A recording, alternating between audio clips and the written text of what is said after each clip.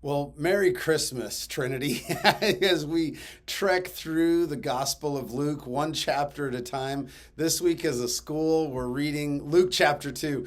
And what an incredible, isn't it fun to read the Christmas story, not at Christmas time, but remember that this is not just a holiday we celebrate, but really this historically happened. God became man. They're the God-man incarnated. Jesus is here.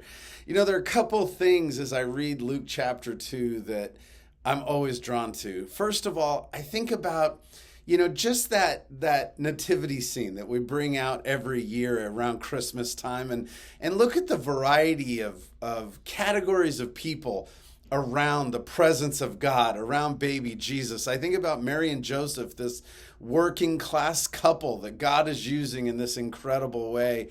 I think about the heavenly hosts and how angels are involved, the armies of heaven singing praises to God out in those fields.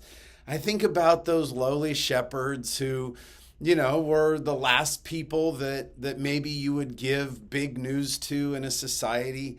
We don't read about them in Luke, but I think about the wise men from Matthew who come certainly significantly later in time, but still as we build that nativity scene, I'm just struck with from traveling dignitaries from another land, Gentiles even, to the lowliest people in society's rungs like the shepherds, to just working class, contractor family and Mary and Joseph, all the way up to the heavenly hosts.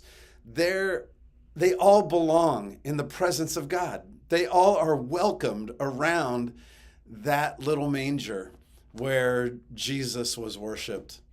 I don't know where you are in your faith.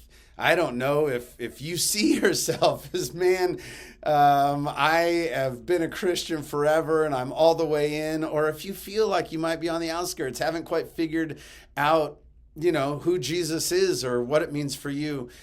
If the Christmas story tells us anything, if Luke 2 tells us anything, it tells us that there is a place for you in the presence of Jesus. Isn't it amazing? God has given us his presence. Jesus arrived in the human world.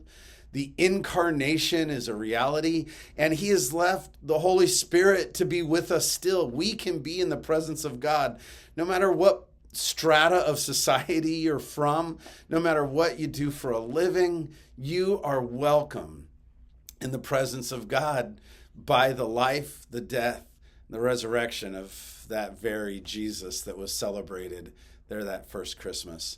Yeah, and when I say celebrated, just the only other thought for our time together now is just, aren't we a rejoicing people?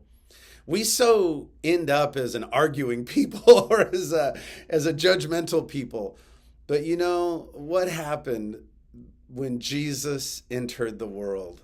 When Jesus was born, was rejoicing, from the shepherds to the angels to Mary and Joseph, even all the way to the wise men's homeland.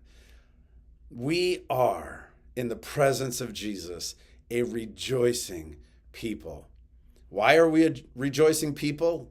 Well, because there's a place for us in the presence of Jesus, because he has welcomed even a wretch like me into his presence. We have reason to rejoice. So sing a Christmas song this week and pick up a guitar and sing a song, or turn up your favorite worship music and sing loud. There's lots going on in the world to be discouraged about, but Jesus has come.